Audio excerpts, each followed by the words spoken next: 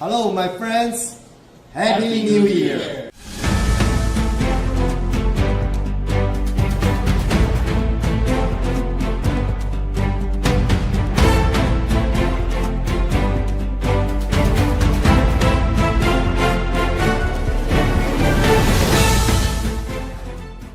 欢迎又来到308高地，每个礼拜四的晚上7点半，我们会更新集数哈。在308高地，我们以台湾为中心，关心着台湾相关的地缘政治、军事外交，或者是与台湾安全相关的议题。那每一集我们都邀请到好朋友、专家来这边，用他们的角度来破题。也许在308高地，我们也许没办法谈得很全面或者够深入，但透过这些议题的导入呢，可以让不管你是在台湾或者在其他的国家，当你关心的这个区域的安全或台湾的相关议题的时候，可以得到一点点像窗户一样，可以看到这个世界哈。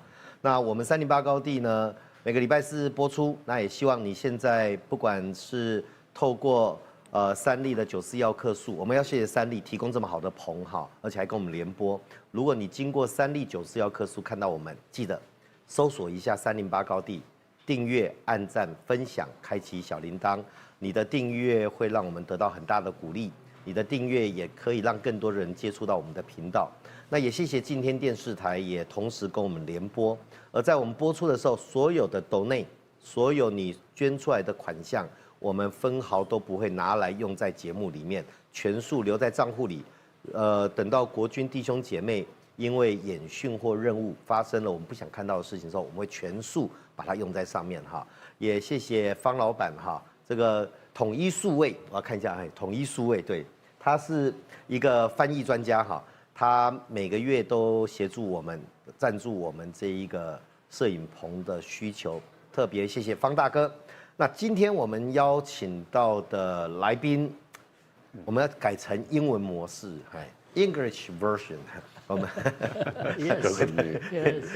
So, I'm so happy to have these two friends join our program, discuss issue related to Taiwan security or defense. They are truly experts in this category. First, Tony Hu, former Pentagon official in charge of China and Taiwan affairs, former general manager of Raytheon Taiwan, and he's my old friend. Some people think he is Taiwanese. I think he is, but actually he is American. So Tony, say hello to my audience, my everybody. friends here. Okay, my second guest here is Uncle Topher. He is my neighbor. He lives in Kaohsiung. I live in Tainan. Just a street, a river separates us. U.S. Army veteran, Iraq War participant, and YouTuber Uncle Topher. Try to subscribe his channel, and sometimes he is a little bit lazy to renew. Sometimes. Usually. So Topher, say hello to our friends here. Hey, thanks for watching. Don't forget to hit the like. Yeah. And in the past, our Hanguang military exercise, the army in Taiwan, their role is waiting. Yeah. Waiting for the enemy beach. reach near to the beachhead. Yeah. Then you have your role, waiting. But now, if they have these attackers, they are going to support Air Force and the Navy because they can use their long distance precision rocket to deter first strike. So the role is totally different. It's totally different. If you look at HIMARS, even with this rocket, the rocket coverage, where it has one that's cluster mission. Yeah. So as the ship come in, try to offload their things, it covers the entire area with just the rockets. So ATACM's long range, but the rockets, 75 kilometers, 50 kilometers. So anywhere we call anchorage, where they want to outflow, you can cover the whole area. And imagine the quantity. What does the strategic meaning for 111? Right. Yeah, HIMARS. it's a lot. It is a lot. And Yeah. these are mobile. They can hide in the trees. You know, it's not easy to find, and so they're survivable. HIMARS survival ratio is high. It's very Very high. As I recall, in Ukrainian battle, only 1 or 2 HIMARS got destroyed by Russia. Yeah. So Topher, you're a soldier. So what's your point of view about this historical high package? And it's majorly related to Army. And they try to modernize Taiwan's C2, command and control system. Yeah. I'm glad you brought that up Yeah. because that's a big aspect of it. I think the most C2. meaningful is that. Yeah. Yes. Yeah, the technical mission network, the C2. Yeah. It helps all these systems talk to each other. And with the longer range with the artillery, in the U.S. we call the artillery the king of battle, right? And it very much is. The HIMARS gives Taiwan's army the ability to do a couple of things, not only just counterfire, but create that space that you were mentioning. So even Chinese air defense capabilities need to be further away from the Chinese coast. Otherwise, they're going to be in range of the HIMARS, of the ATACMS. And the HIMARS has that ability by itself to do that layered defense with the different munitions that it can Yep. use. The other artillery system, the self-propelled howitzers, the Paladin, M109A7s, they're good. They're solid. Yeah. You know, they're They probably have some package yeah. to go along with the shell That's right. can shift a little. Yeah. To make it, the precision higher. Yeah. Yeah. The Excalibur, very Yeah. accurate. They're really good for defending like a known area. So like Taiwan's Red Beaches, it's the great system for that, for defending a beach incursion. The artillery shells, they're capable of doing air burst. Yeah. So they'll actually explode up in the air and rain the shrapnel down in a cone-shaped area. So they can have a very effective area of effect on anyone trying to take a beach. Yeah. The other aspects that I think are really great are all the TOWs and the javelins, those man-held systems, man-portable systems. These are anti-tank systems. Okay, this is part of Taiwan's porcupine strategy. Yeah.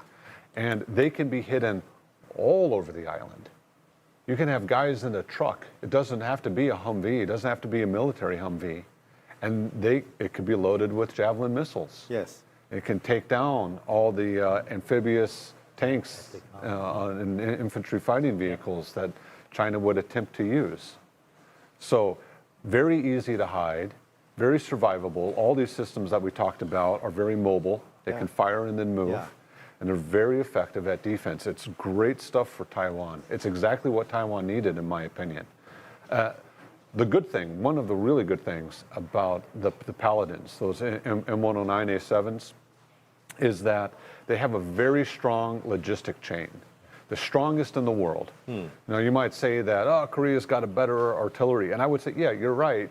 But the A7, the Paladin, it's much cheaper for what you get, right? The CP value is higher. Yeah. CP value is high, and it's the same equipment like our major airlines, United States. Yeah. That's important. Yeah, so the logistics on it is easy. There's an abundance of spare parts and maintenance and people who are very good experts at how to operate this system and can train people up. So I think it's the best fit for Taiwan out of all of the artillery systems out there. Yeah, we will talk about some individual equipments more later, but I want to have your opinion about this C2 system. I'm glad I was about to talk more about it. I'm glad. TAK, and the Taiwan Tactical Network, TTN. That will, in Taiwan, our Air Force, they have modern C2 battlefield management system. Right. Long time ago. Our Navy, they have those kind of system long time ago. And not only they can, respond fast enough and to realize where is your assets. But our Army, they are still using papers, chalk, to draw it. So this time, we can have COP by text. We have TTN. We can connect from the individual soldiers, fire unit, to command post, to commander to soldiers. What you see, everybody see in a commanding post. That's a huge step to move forward. And there is a potential. My position, I only can say possibility. Potential possibilities to connect Taiwan Army and our allies. Because we are using the same C2 system. That can become one system under one command chain. And Japan, they have proposed one theater and one C2 system. And Indo-PACOM, Admiral Paparo, they say one theater, one C2 system. And now Taiwan got approved to procure this TAK or TTM from United States. So what's your point of view? This is critical. This is what we call a force multiplier. It takes the assets that you already have, the weapon systems you already have, and make them that much more effective. The artillery, the HIMARS, the Paladins, they need to know what they're shooting at. They need a forward observer. Now F-16s can be a forward observer. American satellites can be that forward observer. And they can just talk directly to each other. They can link. They can link it together. They can talk directly, give exact coordinates. They can coordinate the information, because there's always what we call the fog of war. Right? We're not sure exactly what's happening. The situation is always changing all the time. And trying to eliminate that fog of war and get a clear picture allows commanders, even small level commanders, company commanders, to put the assets where they need to be. Right? And so that's those advanced C2 systems are critical to making the most out of the weapon systems that you have. When you served in Iraq, what's the C2 system and how the BMS command? We had a couple of them. One of them I can't remember. Palm device or something? Oh, well, I mean, we still learned pen and paper. Okay. And it's good to know that. It's good to be trained on that. That's the best you need to know. Well, you never know what'll happen, but it became, we used, I can't remember the exact name of it.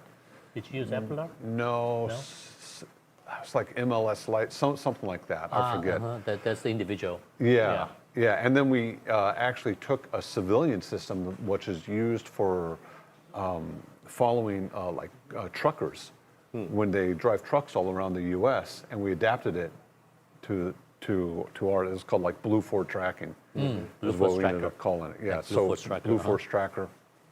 And but that was still developing when I was in there. This was 2005, so 20 years ago. Okay, a lot of it was still just radios, and sometimes, many times, I got a lot of stories I can tell about how the communications would go down, or other allied units wouldn't have the right frequency, wouldn't be talking to each other, would take a dangerous route, or maybe it was like the Iraqi police were trying to connect with us, and we'd have to switch to something like cell phones. So there was. I could talk for hours about how important it is. You have hours. So, Tony said, those systems can talk to each other. Right. That means amongst units. But if this each other means some foreign allies. Forces. What's the meaning? And, I think TAK and TTN is a good start. But only start, because we need something more, like CETAware. We need some processor, battle management system, or something like Latix from Enduro, or CETAware like NATO they are using, and Ukraine they are using now. So to using all this modern technology to modernize our army, make our each fire unit connect with each eyes, radars, sensors, and the commanding post processor can do the command effectively, can do the control effectively. So, what's this part in this arm cell meaning to Taiwan, Tony? Like both you and Topher said, this is the most important part of the arms shop package, more important than like HIMARS or M109A7.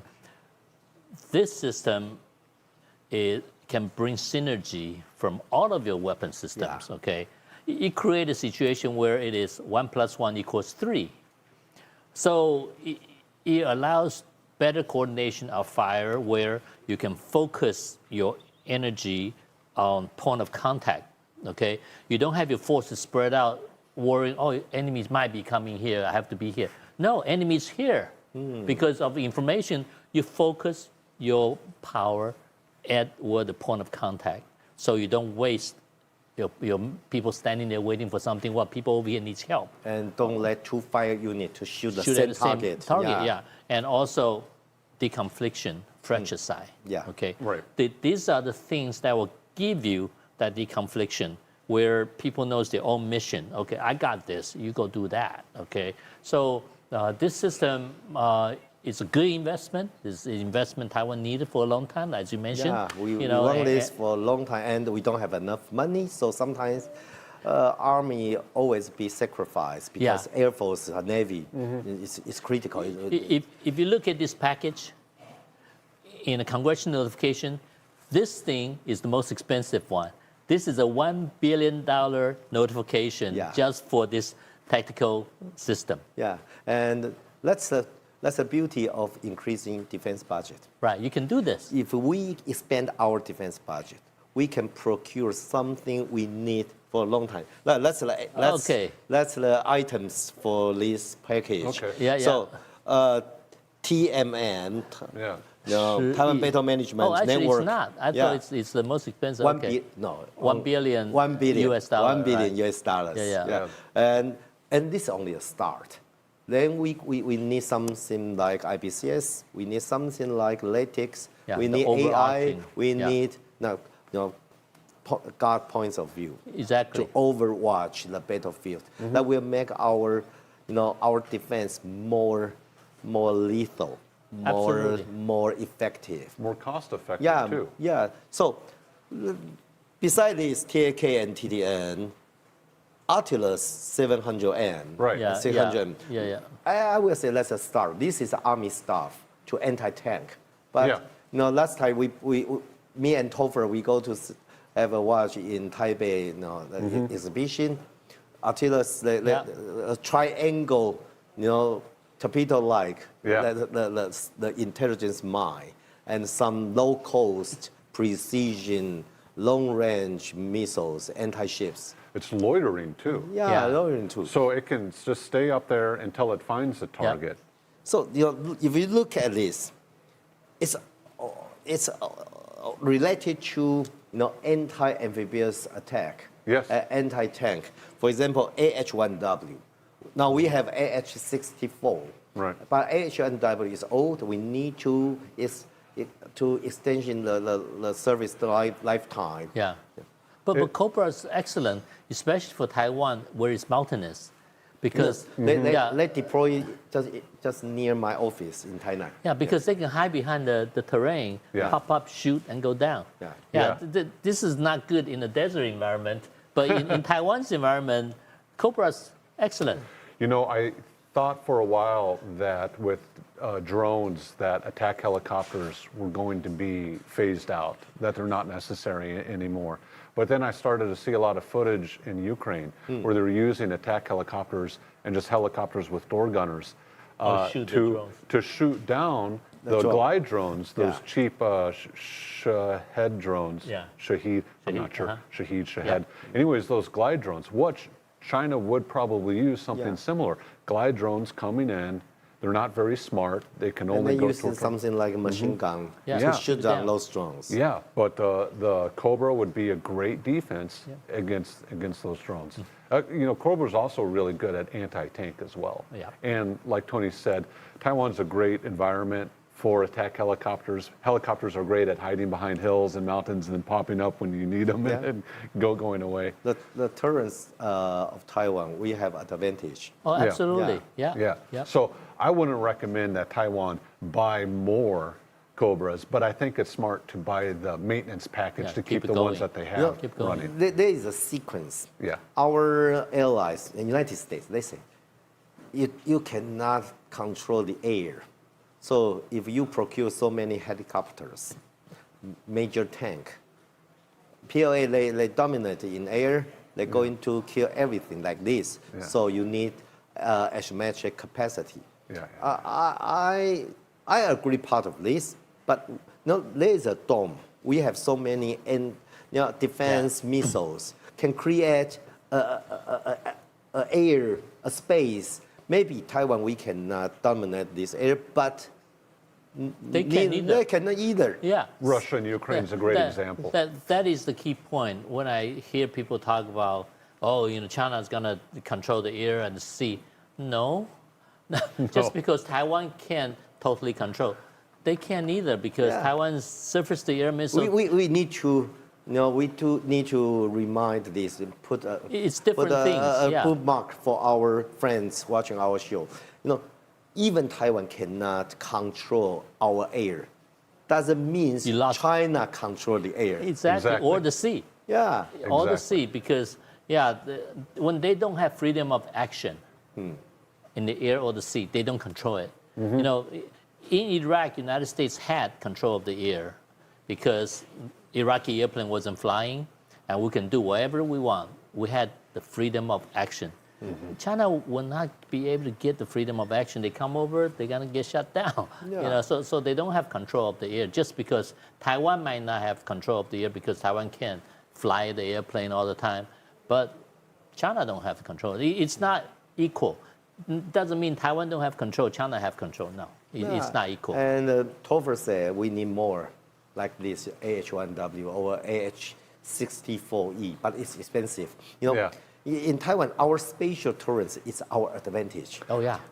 Our tree tips, our little hill. Yeah. Yeah, they can use that as a cover. They hide. Yeah, I wouldn't say that Taiwan needs more AH-1 Cobras. I think it's good that they have the ones that they have them, and I think it's great that they're keeping them flying. Of course, and H1Z is much better. Yeah, that's true. We can have that. But I think Taiwan is in a great position, like we talked about before, to develop its own drone systems that can fly up there with TOW missiles and other weapon systems that can, the great thing about these is not only can you fly these systems up, you can hide them and then fly them up, you're not putting a pilot in danger. And the training time is much faster, especially with today's youth that grew up playing video games. It's a lot easier for them to fly a drone than to learn how to fly a helicopter. Yeah. So you mentioned drone. Later we will talk about 2026 NDA. Okay.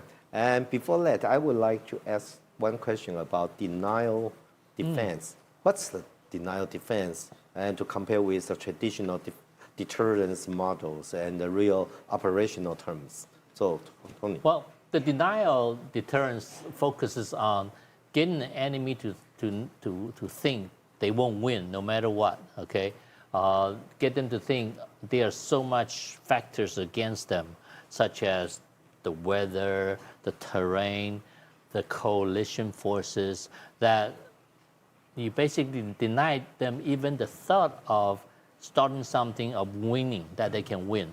Now, traditional deterrence, it's usually a cost benefit. Okay, if I go attack Taiwan, I'm going to lose 200 airplanes, 100 ships, and maybe 50,000 people.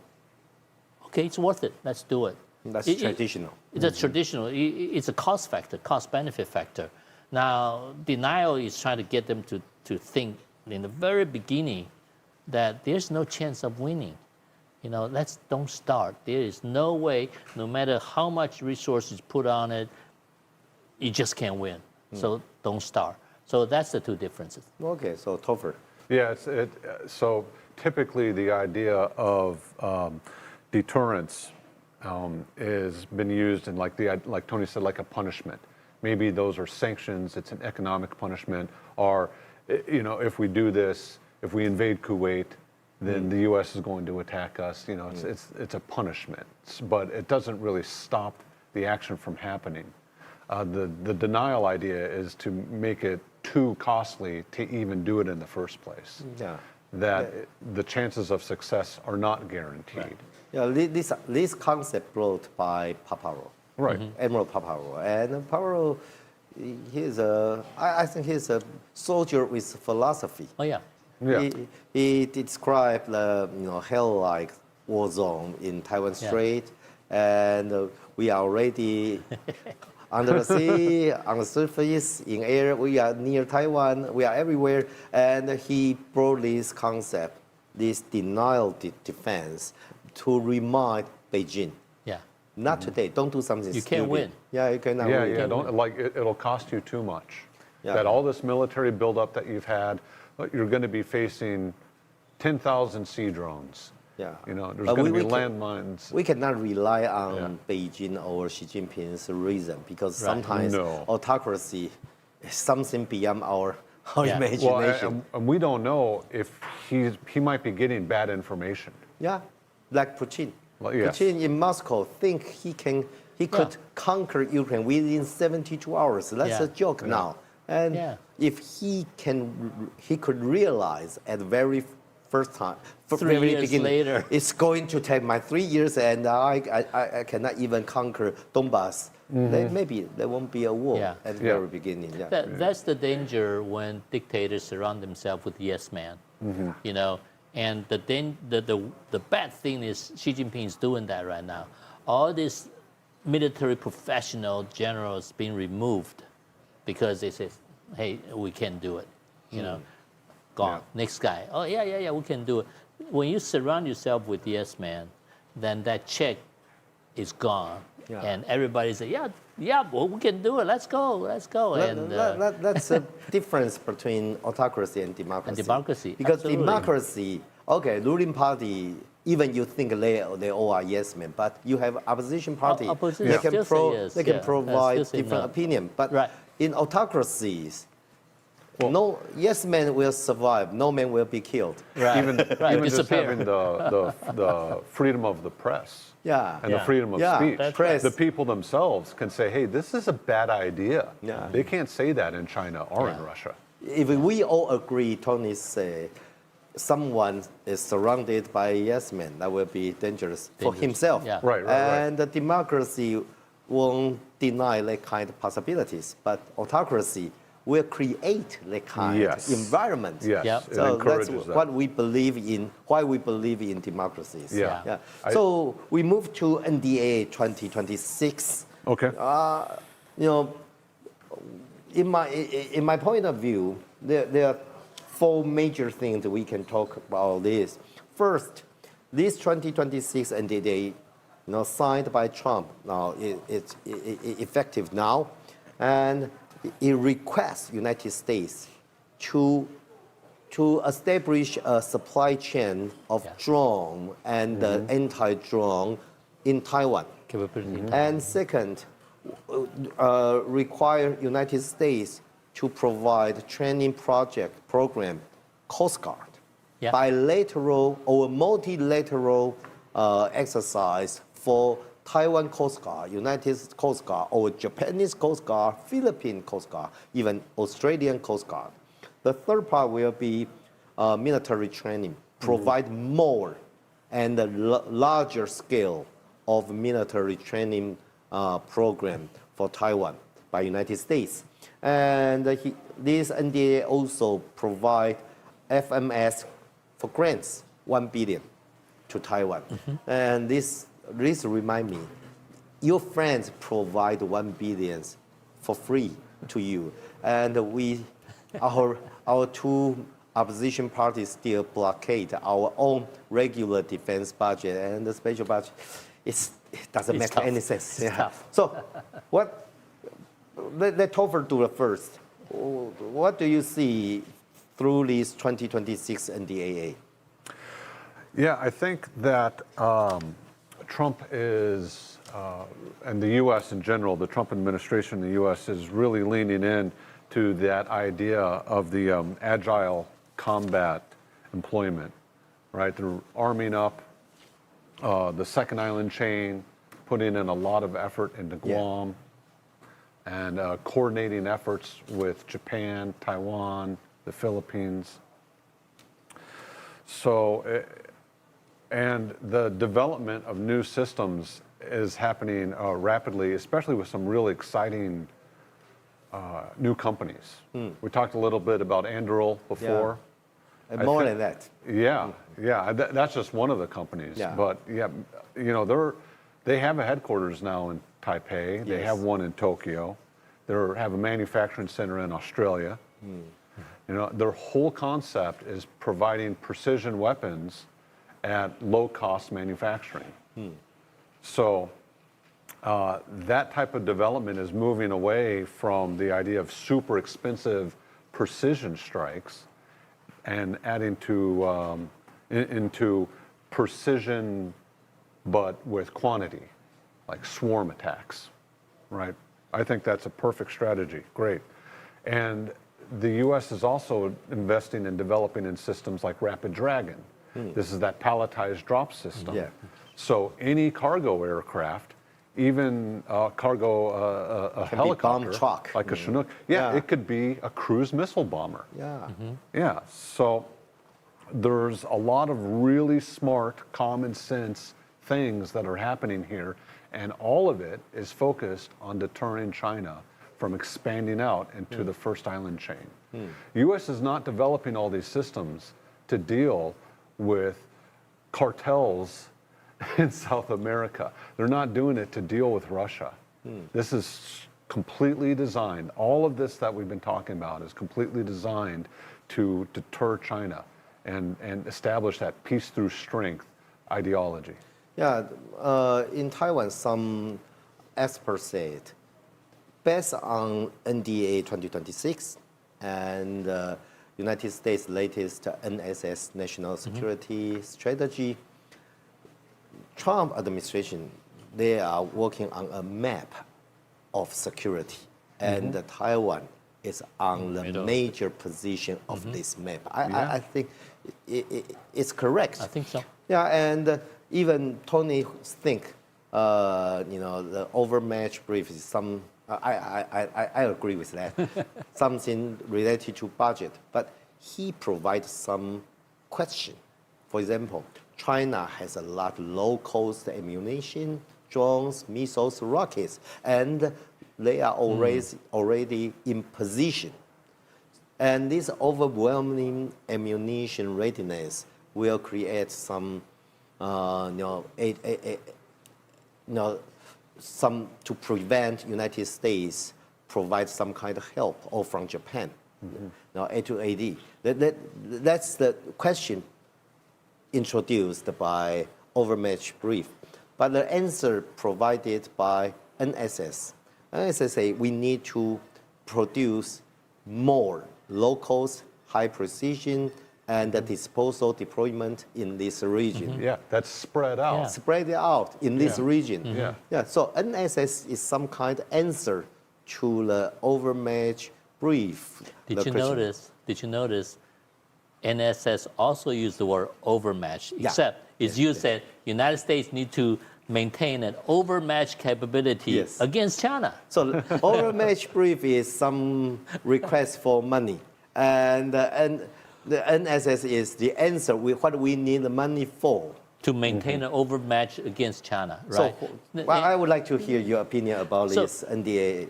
So this whole concept, basically, NDAA is counting on allies and friends in addition to the United States. So we want our allies and friends to also build up the capability to add to this overmatch, the capacity that we want to have. And specifically for Asia, Indo-Pacific region, certainly we are talking about building more alliance linkage and create that one battlefield, one battle space concept, and everybody working together with one objective. Right? And I think it's becoming clearer and clearer. There's only one objective, which is deter China, because that's what Korea needs, what Japan needs, what Taiwan needs, what Philippines needs, and all these little countries in South China Sea needs is to deter China, stop China from imposing its will by force on these countries. So that's a common objective, and that's what the United States is trying to do under the NSS. So, Taiwan, we cannot only count on our allies' help. Taiwan's own readiness and the internal defense is also important. So even with stronger United States support, much depends on Taiwan ourselves. So, from cognitive, from hybrid warfare, some disinformation, hybrid, cognitive warfare, and to manpower and training. A lot of rumor, gossip, a lot of sabotage try to weaken Taiwan, our self-defense determination. So, in your opinion, what's the most urgent gaps Taiwan still needs to close to be taken fully seriously as a denial defense partner? So, Tony. Cognitive warfare. It's in the mind. Yeah, it's about mind. It's mind. It's about determination to defend yourself. What I worry the most, what I worry the most? The young people in Taiwan, not just now, many people in Taiwan, because DPP has been in charge for so many years, they want a change for the sake of change, not necessarily agreeing with the policy of being pro-China or whatever. But that will create a situation where a policy of pro-China might become the policy of the country because a desire to change. So I think the people of Taiwan, especially young people, where many of them, all they understood was DPP in charge. Let's try something else. The concept of let's try something else is dangerous if you don't understand what that something else is. Okay, so it's so important for people to think about that, to understand if it's not this, and what's the other side that I'm supporting? What is the outcome if I do that? So I think that's the biggest challenge that we face. Overall, I think people still want to have a strong defense, but if during election, people just want to have a change, and that change might turn out to be something they don't want. I heard the example, that young man give this example to me, say, yeah, if you have been eating rice for years, it's boring. I want to change. Yeah, it's okay, but don't change to shit. You can, I like that. Yeah, sometimes you want to change. I had this enough. I want something new. I want to try something else. It's okay. It's okay. It's kind of mental attitude. It's okay, but no matter how you change, don't change your food to shit. Go down the hill. Yeah. It doesn't make any sense, and so party competition it's normal. It's normal. There's no one supposed to be ruling party forever. Yeah. But to Taiwan, we have something different with United States. Right. Sometimes you make the wrong choice. It's not about 4 years power. Maybe it's about your country survival. It's a survival issue. So you can't afford to pick the wrong way. Yeah. In many countries you can pick the wrong way and you go this way, go that way.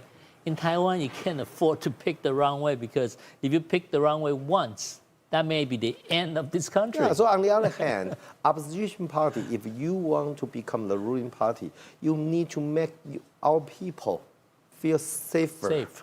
Yeah. You need to do some promise. You will protect this country. Won't let the other country annex this country, even peacefully. There is no peaceful annexation. Yeah. You lose the entire system of democracy, of voting. Like Hong Kong, they still vote, but they can only vote what Beijing approved. Somebody they don't like, DQ, disqualified. Yeah. So, Topher, what's your point of view about this? Yeah, I agree that cognitive warfare is very dangerous. And, you know, democracy, it's not a perfect system, but it's the best system that humanity has discovered. There are so many examples of countries that voted in the wrong people, and it went really, really bad for them. Venezuela, good example. Nazi Germany. Yeah. Right? Like it can go really, really bad. So it's very important for the opposition party to be Taiwan first, okay? And to offer something other than appeasement of yeah, China. appeasement, that's the right word. Just appeasement. Like if you're standing up to a bully, right? And if you back down to the bully all the time, you're just going to continue to get bullied. You have to stand up, especially when you have the strongest nations in the world got your back. Yeah. And I can understand that a lot of young people out there are upset and even, we call it like disillusioned. They don't know about their future. They're uncertain because AI is coming. Yeah. And they don't, well, all this studying that I did, will I be able to actually find a job? Well, you know, this is a problem that the whole world is facing, not just the people of Taiwan. And actually, the youth of Taiwan are in an extremely good position because it's Taiwan that is going to be part of the whole infrastructure for the future, for this AI future. Yeah. Taiwan's going to stay rich. It's going to get richer unless you vote wrong. You know, NVIDIA CEO Jensen Huang said, Taiwan, Taiwan, and if Taiwan doesn't exist or Taiwan doesn't provide any component help in this supply chain, there won't be AI because AI including in Taiwan. Yeah, it has to happen. And look, you might not end up being a TSMC engineer. That's fine. You're still free to invest in those companies. Free. You have right to make your own choice and take a responsibility on your own. That's right.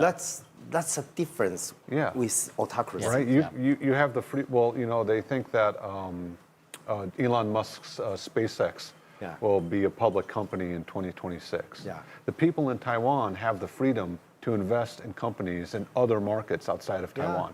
Chinese people don't have that. They don't even have their own right to choose their own leaders. Right, exactly.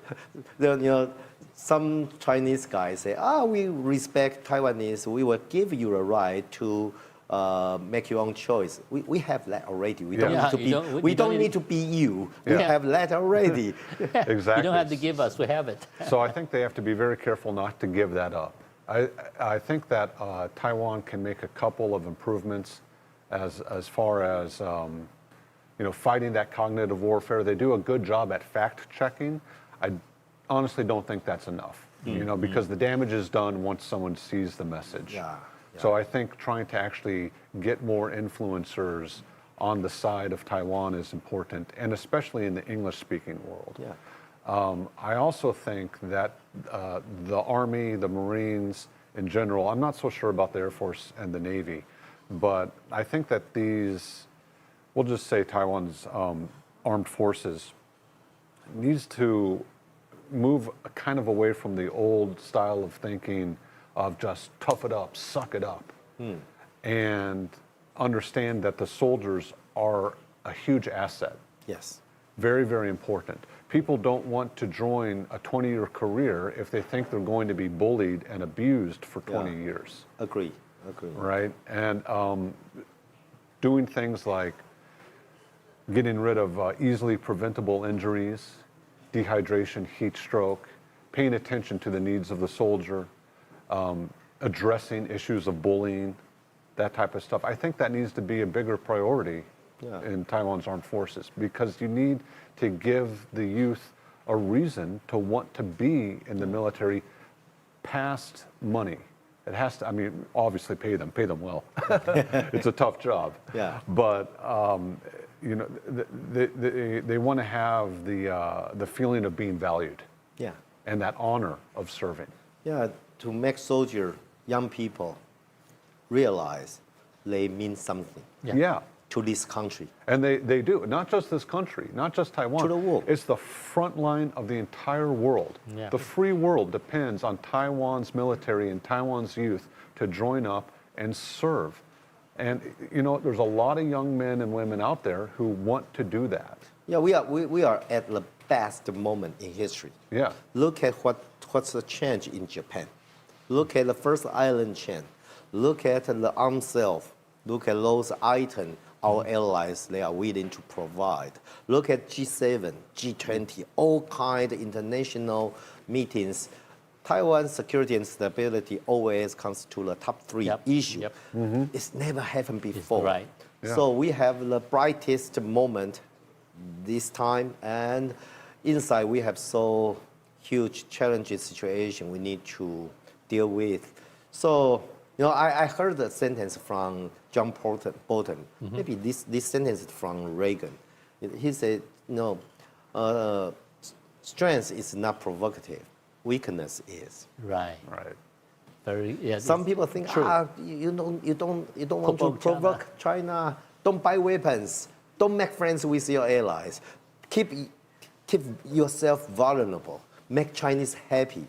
Once you can be take over like this, they're going to do that. Oh yeah. Strength is not provocative. No. Weakness is. Exactly. Yeah. So, you know, I would like to ask you to give us some few words to take away. You know, we are going to finish our recording today. You know, we talk about, you know, the strategy shift, and we talk about the, you know, NSS, NDAA or overmatch brief. Yeah. We talk about the historical largest arms sale package approved by Trump. So through this, and then we talk about you know, the hybrid warfare and by China. We talk about the denial strategy.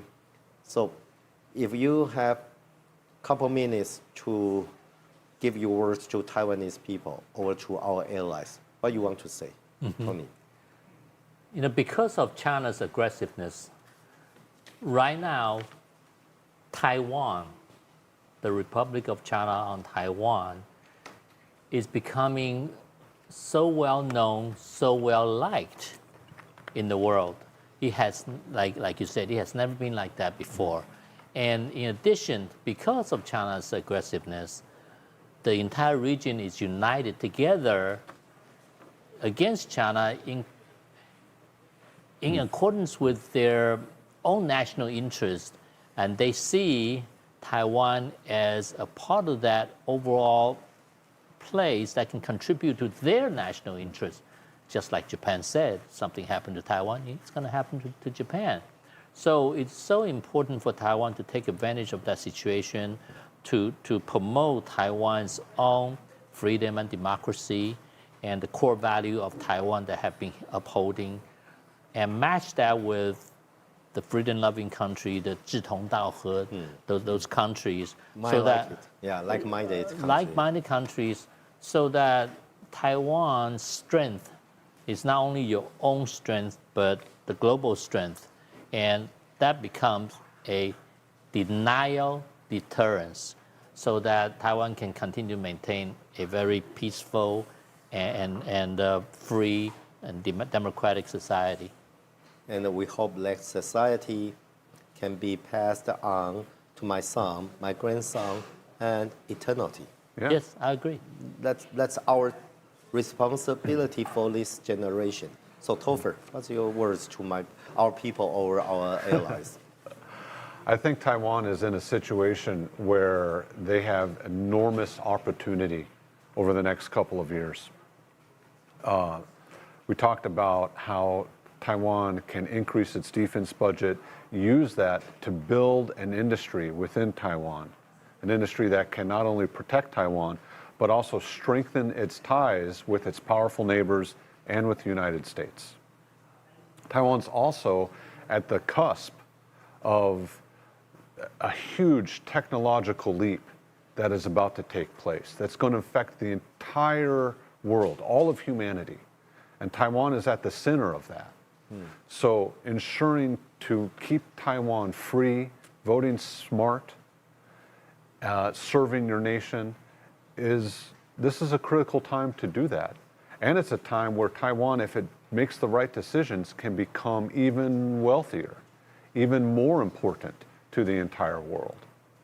So I would say, use your head, think smart, think critically, make the right choice. Take advantage of this huge opportunity that Taiwan has to build strong allegiances, to stay free, and to be even more prosperous than it already is.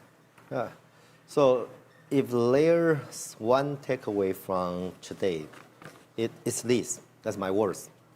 Taiwan is no longer being discussed as the problem in Indo-Pacific security, but as part of the solution. Right. The United States is not just selling weapons, it's shaping an ecosystem of denial, resilience, and rapid replacement. And that creates opportunity, but also responsibility. Because the deterrence today isn't about promises, it's about preparation. So, and the real question going forward isn't whether the United States will help Taiwan or not, but whether Taiwan can move fast enough to match the strategic moment it's being placed in. So the decision ultimately will be made in Taipei, not Washington, D.C. Yep. Good. By ourselves, by Taiwanese, not by our allies. Very good. So I'm always, so happy to have you two here. And I even want to pass the position of host to one of you. So 今天很高兴，我们邀请到好朋友 Uncle Topher， 还有老朋友 Tony Hu 来跟我们聊了我们从美国的战略的转移，一直谈到从这史上最大笔的军购案，到台湾自己国防预算内部产生的一些问题，到美国的国防他们的国家安全战略的川普刚宣布的，以及2026年的国防授权法案，川普总统刚签署成为命令的这一些里面谈到，不管是 denial strategy， 我们聊了很多。那最后也请Tony 跟 Topher 给他们一些想法，给台湾的民众或者给我们的友盟们。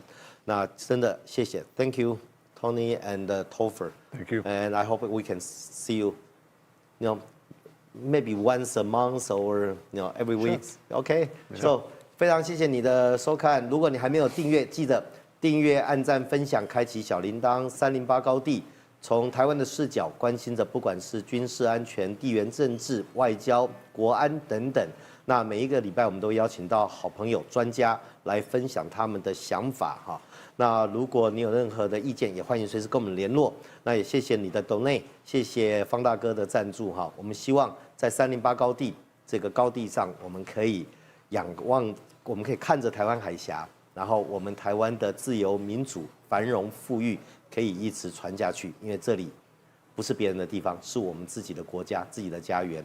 我们下礼拜四晚上7点半再会，拜拜，拜拜。